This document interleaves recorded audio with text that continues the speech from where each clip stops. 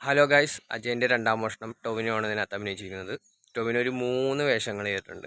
ഈ സിനിമയ്ക്ക് ARM എന്നാണ് പേര്. Pan India റിലീസാണ്. സിനിമ തുടങ്ങുമ്പോൾ തന്നെ മോഹൻലാലിൻ്റെ ശബ്ദത്തോടെയാണ് തുടങ്ങുന്നത്. അത് നല്ലൊരു വൈബായിരുന്നു.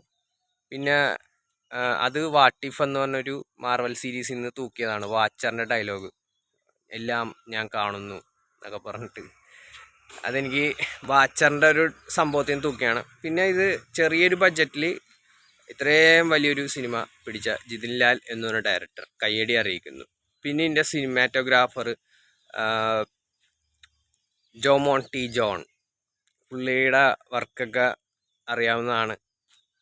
തട്ടത്തിമറയത്ത്, തിര, പിന്നെ കുറേ സിനിമകൾ അങ്ങനെ. പുള്ളിയുടെ കിട്ടുക്കാച്ചി വർക്ക്, കിട്ടുക്കാച്ചി എന്ന് പറഞ്ഞു കഴിഞ്ഞാൽ ലെവൽ വർക്ക്. പിന്നെ ഇതിൽ 3 ടൊവിനോ ഉണ്ട്. 3 ടൊവിനോയ്ക്കും 3 നായികമാരുണ്ട്. എല്ലാ നായികമാർക്കും അതിൻ്റേതായ പ്രാധാന്യമുണ്ട്. പിന്നെ ഈ സിനിമ എന്ന് പറയുന്നത് ഒരു ഇത്തിരി ഷോർട്ടാക്കിൻ്റെ ജസ്റ്റ് ഒരു കഥ പറഞ്ഞുതരാം. താഴ്ന്ന ജാതിപ്പെട്ട ആളെ ഒരു സ്ത്രീയെ കയറ്റണമെന്ന് ആഗ്രഹിച്ച ഒരാൾ അത് പൂർത്തീകരിക്കാൻ പറ്റാതെ മരിച്ചു പോവുകയാണ്. പിന്നെ തലമുറകൾ കഴിഞ്ഞ് വന്ന് അതിനൊക്കെ ഒരു മാറ്റം വരുന്നതാണ് ഈ ഒരു സിനിമയുടെ ഒരു പൊളിറ്റിക്കൽ സൈഡ്. മറ്റേത് ഒരു ഫിക്ഷനാണ്. ഒരു വിഗ്രഹത്തെ ചുറ്റിപ്പറ്റി നവഗ്രഹ വിഗ്രഹവും അല്ലല്ലേ, എൻ്റെ പേര് ഞാൻ മറന്നുപോയി. ഒരു ഉൽക്ക വന്ന് മറ്റേ നവഗ്രഹ പൂട്ടായിരുന്നു, അത് മറന്നുപോയി. ഉൽക്ക വന്ന് ഭൂമിയിൽ വന്ന് പതിക്കും. ആ ഒരു മെറ്റീരിയലിൽ നിന്ന് ഈ വക്കാണ്ടയിലൊക്കെ ഒരു സാധനം വന്ന് പതിക്കൂലേ, വൈബ്രേനിയം പോലത്തെ ഒരു മെറ്റീരിയലൊക്കെ വന്ന് പതിക്കൂലേ. എന്ന് വെച്ച് കഴിഞ്ഞാൽ വൈബ്രേനിയം അതുകൊണ്ടാണ് ആ ഒരു നാടിന് ശക്തി ഉണ്ടാവുന്നത്. ആ ഒരു കോൺസെപ്റ്റ് തന്നെ ഇതിനകത്ത് ഇവരുടെ മറ്റേ ഒരു സ്ഥലത്ത് വന്ന് പതിക്കുമ്പോൾ ആ ഒരു എന്താണ് ആ ഒരു ഉൽക്ക കൊണ്ടിട്ട് ഇവരൊരു വിഗ്രഹം ഉണ്ടാക്കുകയാണ്. പല ശക്തികളൊക്കെ ഉള്ളൊരു വിഗ്രഹം. ഇതാ പറയുന്നത്, ഒരു ഫിക്ഷൻ സ്റ്റോറിയാണ്. എന്ന് വെച്ച് കഴിഞ്ഞാൽ ഈ വിഗ്രഹം ഇങ്ങനെ വന്ന് നിൽക്കുമ്പോൾ മുറിവുകളൊക്കെ ഉണങ്ങുന്നു, മറ്റേ ചോര നിൽക്കുന്നു, അങ്ങനത്തെ.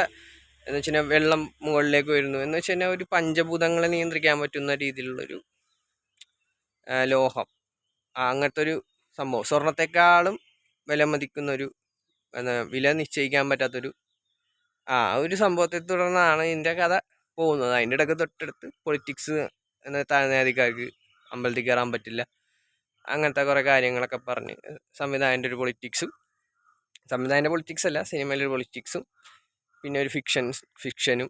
പിന്നെ എനിക്ക് ഈ സിനിമ കണ്ടപ്പോൾ മറ്റേ മിന്നൽ മുരളിയിലെ ടൊവിനോൻ്റെ കുറച്ച് സംഭവങ്ങളൊക്കെ ഓർമ്മ വന്നു. അതേപോലത്തെ നാടും അതേപോലത്തെ ഒരു ക്ലൈമാക്സും.